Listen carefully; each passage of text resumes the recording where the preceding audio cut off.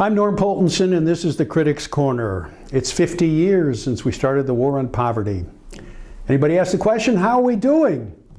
Well, let's see, 50 years later, we've spent $20 trillion, and the poverty rate is about 15%. What was the poverty rate when we began in 1964? Oh, it was about 15%. So if I ask you the question, how well are we doing? I guess you would say, we're not doing very well in terms of bringing down the poverty rate, and maybe the war on poverty is a misnomer. But there are two things we've learned after 50 years. If you really want to solve the poverty problem, there are a couple of things you have to do. One is you have to get people to work. And secondly, you have to get them married. Now, let's jump into that and see what it means. The government loves to divide us up into quintiles. So if you take those people in the top quintile, meaning the top earners, and those in the lowest quintile, the bottom earners, and remember you got the same number of people in each category. What happens is we find the top quintile workers work full-time 6 times as much as those in the lower level.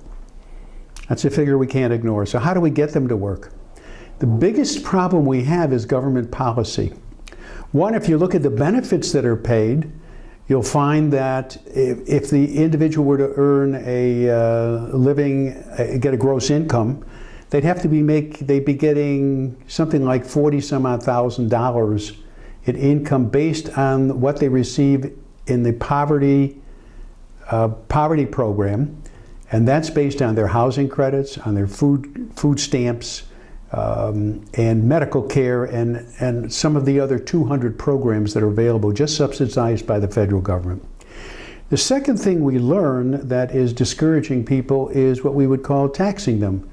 When you get over a certain level, if you get a job and you were receiving poverty compensation, in fact, what happens is you lose 50 cents of every dollar that you're now earning because the government will take away what they were giving you in benefits.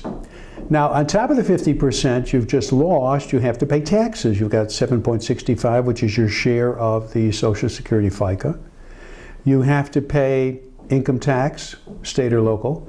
It's easy to see that your tax rate now could be 70% just because you took a job and you're earning income. If we look at the question of being married, it's really the problem of out-of-birth wedlock.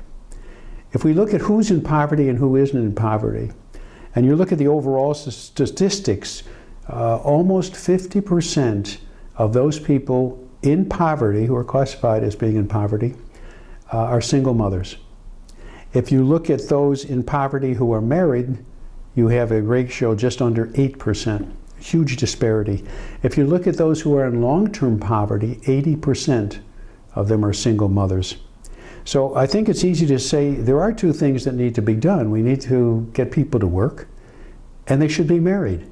And we could solve a great deal of the poverty problem.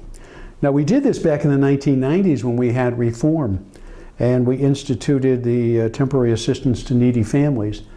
It worked brilliantly in terms of putting people back to work, and in terms of cutting the benefits and obviously the cost to the taxpayers. But that's only one of 200 programs. We never did anything after that. So I think since we're spending $1 trillion a year on what we would call poverty, I think it would be helpful if we went back and we really said to ourselves, after 50 years and $20 trillion, we ought to take a serious look at what we can do to bring people out of poverty and in fact win the war on poverty. I'm Norm Poltenson. Thanks for listening.